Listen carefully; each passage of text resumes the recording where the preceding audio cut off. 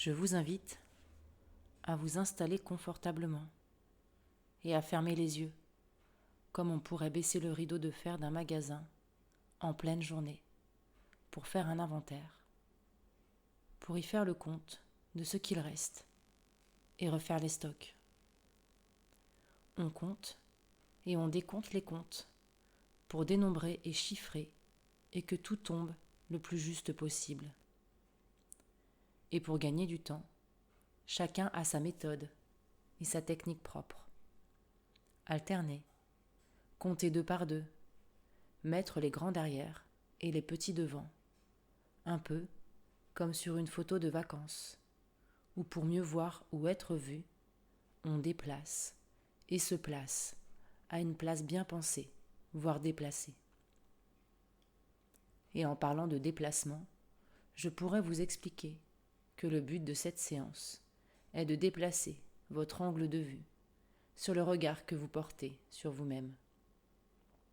Comme si vous étiez le photographe de ces photos de vacances et que vous changiez d'objectif pour objectivement et sans objection vous trouver formidable et capable, sans négativité et auto-sabotage, sans partir pessimiste sur des situations inconnues où la peur prend le dessus sur la raison et sur le cœur. Il y a tout un champ d'ouverture possible et positive, de compétences capables et capacitantes qui s'ouvrent devant vous à chaque décision, et il suffit juste de fermer les yeux sur vos peurs pour les ouvrir sur vos ressources illimitées et inavouées.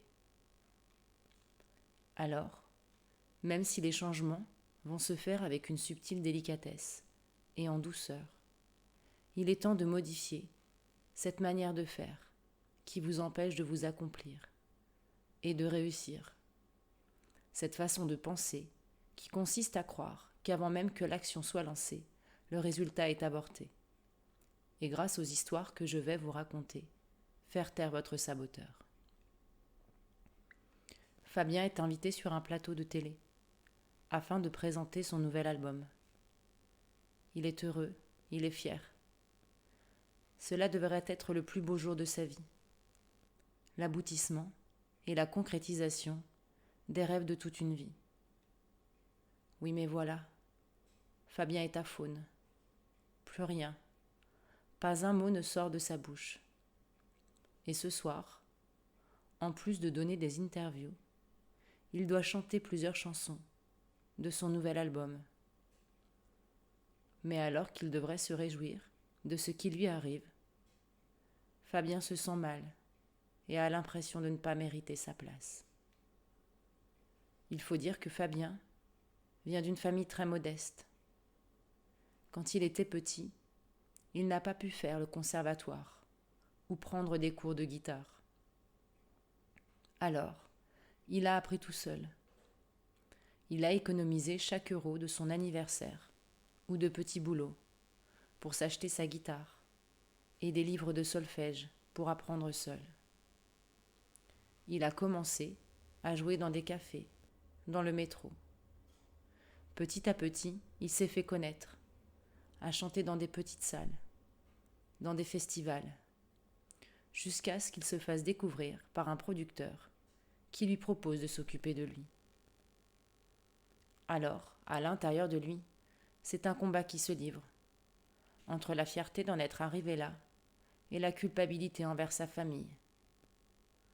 C'est à ce moment-là que ce producteur choisit d'entrer dans sa loge et lit la détresse dans son regard. Tu as le droit de réussir, tu as le droit de te réaliser, tu as travaillé dur pour cela, alors accepte tout simplement d'être heureux. Arrête de te punir. Ces quelques mots ont un effet magique, comme un baume que le producteur aurait passé sur ses cordes vocales.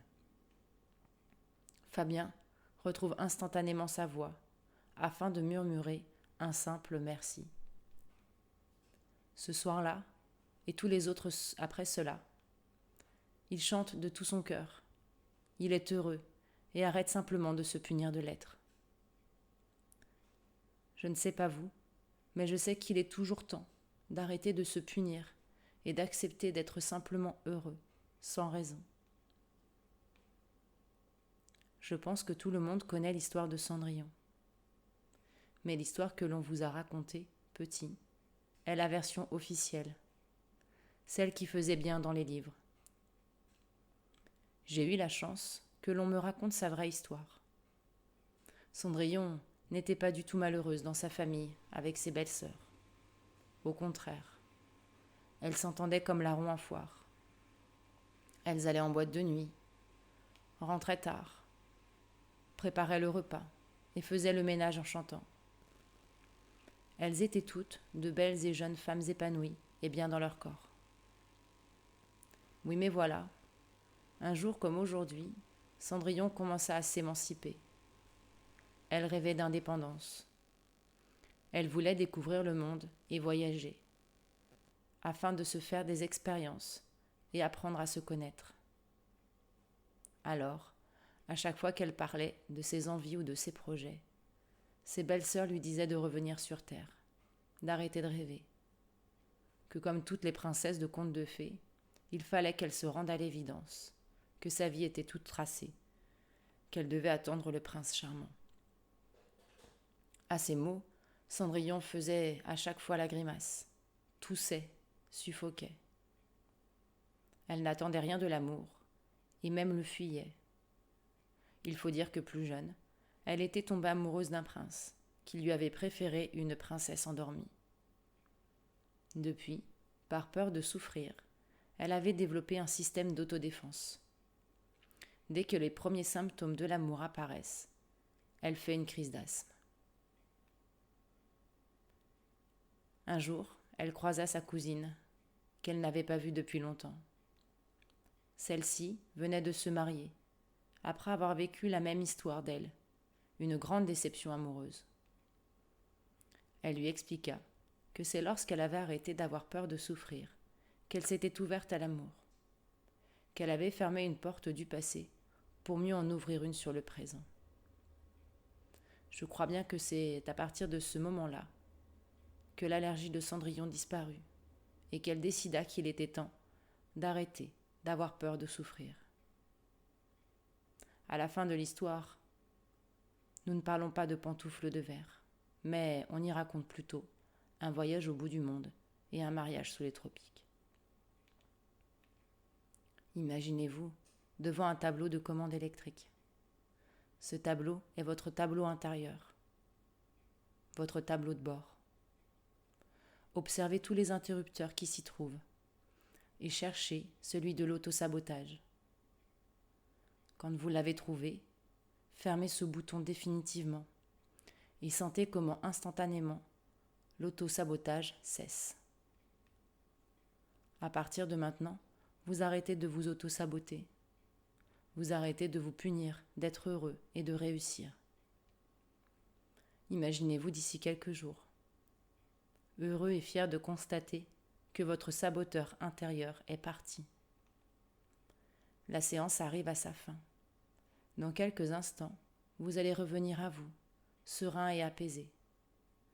Tout votre corps va se réassocier à son rythme.